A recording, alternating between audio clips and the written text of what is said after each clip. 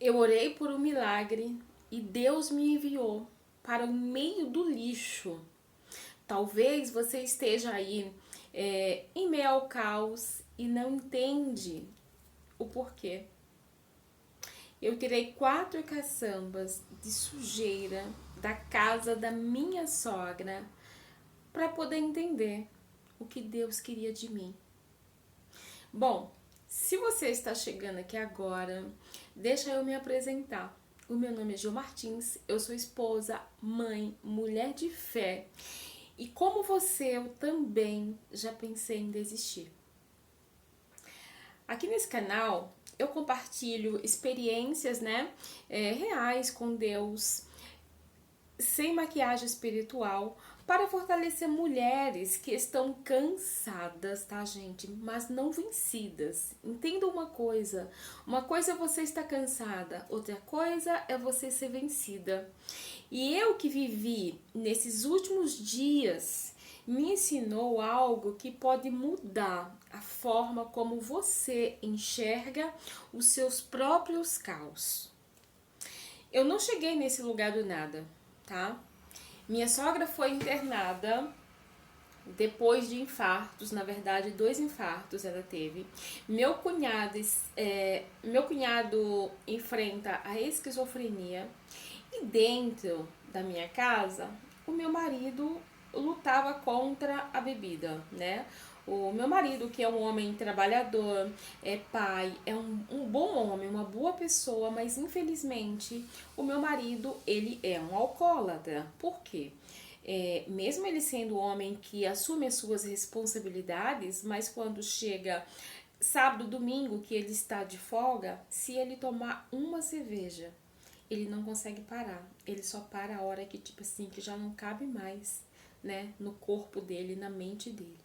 É isso. Então, gente, o que eu tô, aqui para falar para vocês? Era muita coisa acontecendo ao mesmo tempo. Um peso emocional constante, uma pressão que, assim, a vontade às vezes era fugir. Sim, fugir, tá? E quando eu entrei naquela casa, na casa da minha sogra, eu entendi que algo ali estava muito errado, tá? Não era só a bagunça, não era só objetos velhos, era mais de 10 anos de acúmulo. Coisas quebradas, sujeira, coisas guardadas sem sentido nenhum. Tipo assim, ela tinha várias coisas das mesmas coisas.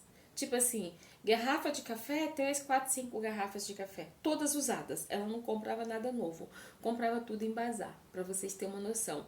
Rádio, 2, 3, 4 radinhos, usados, velhos, tá? E aí, enquanto eu olhava aquilo tudo ali para mim, Deus começou a ministrar no meu coração.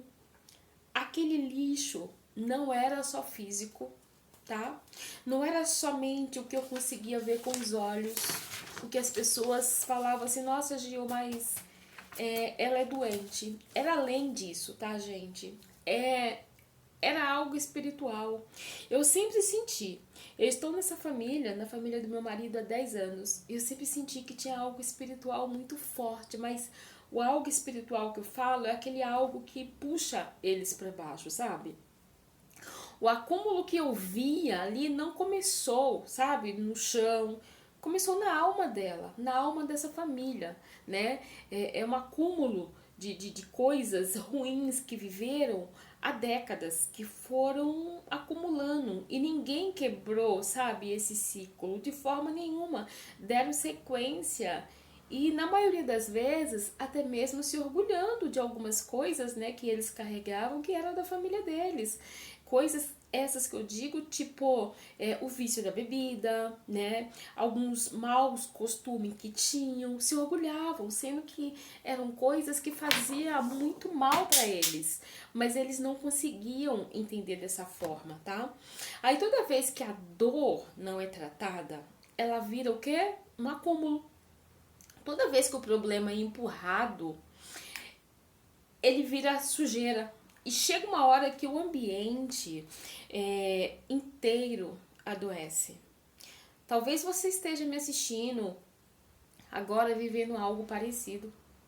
Não com lixo físico, né, gente? Mas com mágoas guardadas, né? Com acúmulos de mágoa, acúmulos de sentimentos, com vícios, com desânimo, com silêncio, com caos.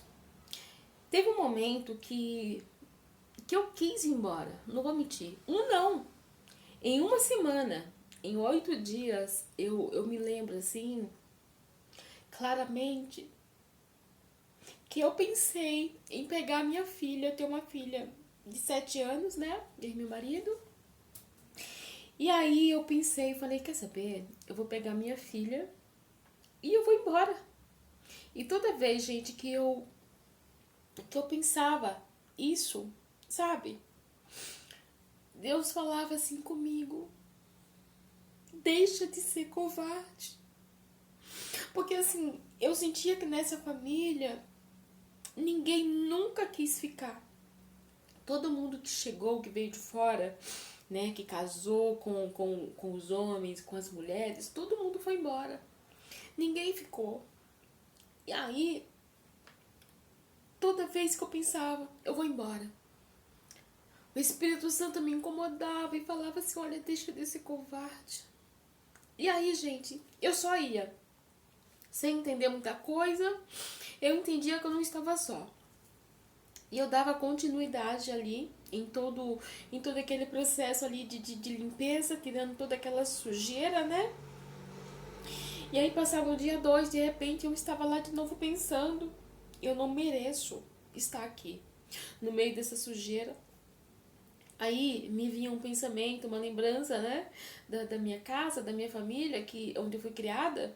Aí eu pensava assim, poxa vida, eu sempre fui organizada, eu sempre fui correta, sempre fui limpinha, né? Eu vou embora, vou largar isso aqui. E dentro de mim, eu perguntava, por que eu? Porque eu tenho que colocar a mão nisso, sabe? Eu achava aquilo injusto. Eu me sentia cansada, injustiçada, eu sentia raiva. Eu lembro que em vários momentos eu sentia raiva da minha sogra. Eu falei, por que ela teve que acumular tudo isso, né? Bom, gente, me recompus aqui porque é forte. É forte, é forte. Bom, como eu tava falando pra vocês, né, em vários momentos senti raiva da minha sogra. Mas aí Deus, ele precisou trabalhar muito em mim e eu entendi que ao mesmo tempo em que eu orei para Deus transformar esse cenário que eu estava enfrentando, né, o cenário que eu estava, eu também entendi que Deus tinha algumas coisas também a tratar comigo. A transformação não era só na família do meu esposo, era comigo também. Eu precisava enxergar minha sogra também como uma pessoa que precisava de ajuda. Eu precisava olhar para ela com os olhos de amor, que eu não estava olhando, né? E aí, gente, a partir do momento que eu entendi isso, que eu estava sendo instrumento de Deus para poder fazer esse trabalho tão duro na família do meu marido, na minha família, eu comecei a entender as coisas e tudo passou a ficar mais claro e leve para mim, né? Não repare, eu olho assim para outro local porque eu fiz uma colinha aqui, também não esqueci de nada, porque é uma história muito complexa, né? E grande, na verdade.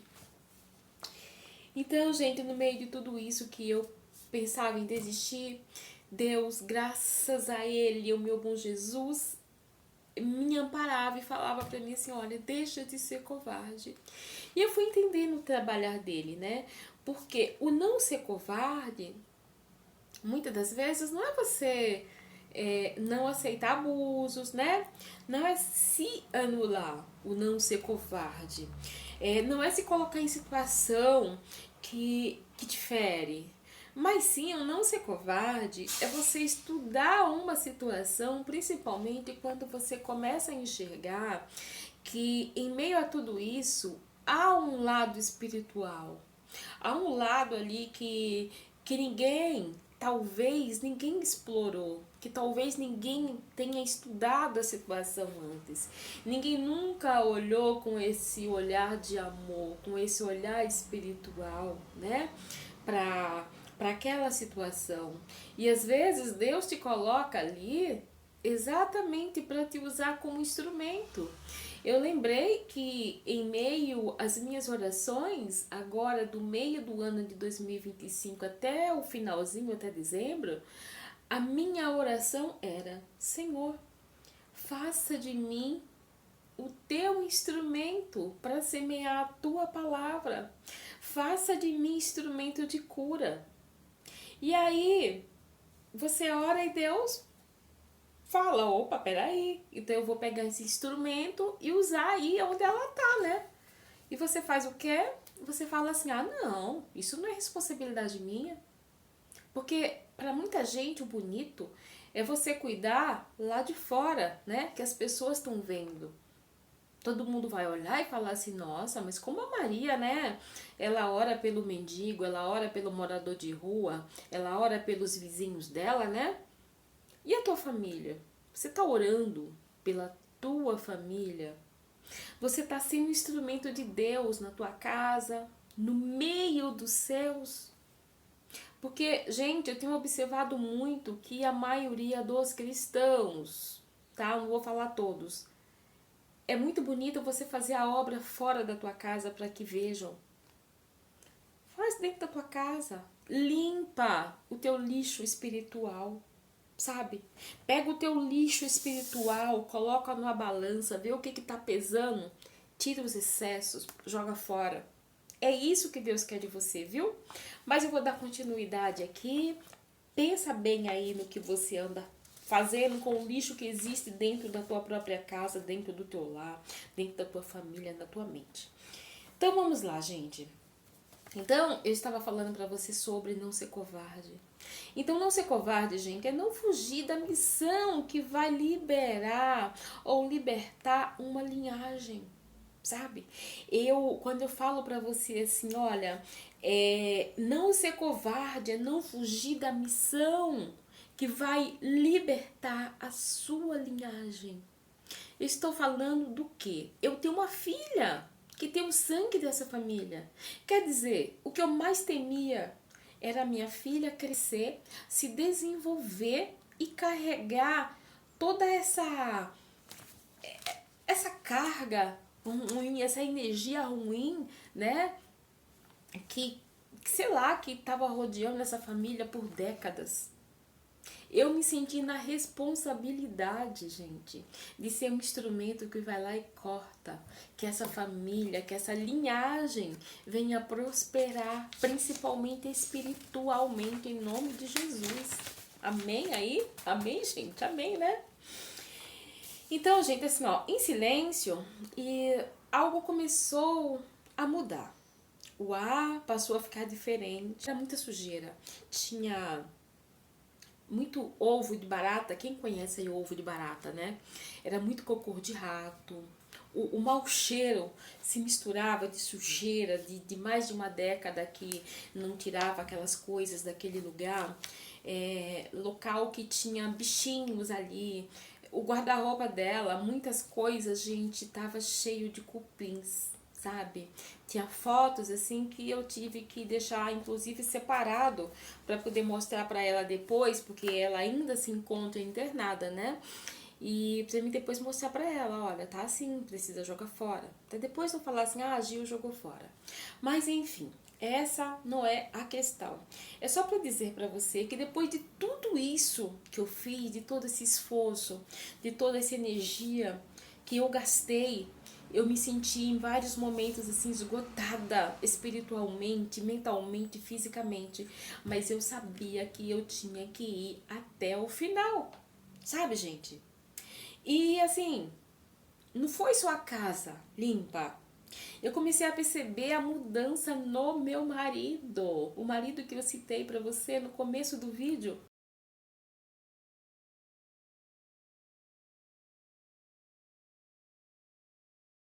Eu percebi a mudança no meu marido, no Renato. Ele passou a ter uma postura diferente, ele começou a enxergar toda aquela situação com outros olhos, inclusive o vício dele, né? Ele falou pra mim assim: "Olha, eu preciso parar de beber". Eu falei: "Olha, estou aqui, sou tua esposa, te dou todo apoio que você precisa para mudar o que você quiser e precisa mudar na sua vida. Em nome de Jesus", eu falei para ele, porque essa família precisa de um direcionamento.